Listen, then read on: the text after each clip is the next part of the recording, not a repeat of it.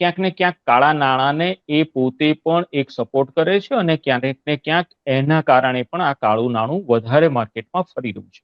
હવે આની સાથે જો બરાબર વાત છે. કરીએ હમ હવે આની સાથે વાત કરીએ આપણે ઉમેદવારોની. તો ઉમેદવારોની વાત આવે કે શું ઉમેદવારો ચૂંટણી ખર્ચના હિસાબો નિભાવતા હોય છે?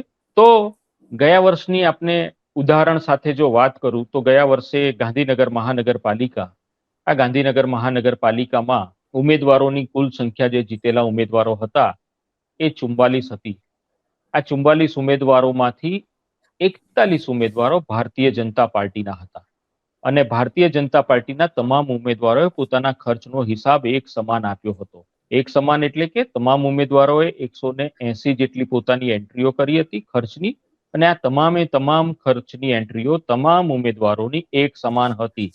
પહેલા નંબરના થી લઈને 180મા નંબરની ખર્ચની એન્ટ્રી એક સમાન અને ખર્ચમાં જે વ્યક્તિઓનું નામ લખ્યું એ વ્યક્તિઓનું નામ પણ એક, સર્વિસ આપનાર જે એજન્સીઓ છે તેના નામ પણ સેમ ટુ સેમ.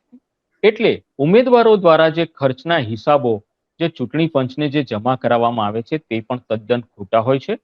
ઘણા ઉમેદવારો પોતાના ખર્ચના હિસાબો પણ નથી આપતા અને હિસાબો ન આપવાની સ્થિતિમાં આવા ઉમેદવારોને 6 વર્ષ માટે સસ્પેન્ડ કરવાની જોગવાઈ છે રાજ્ય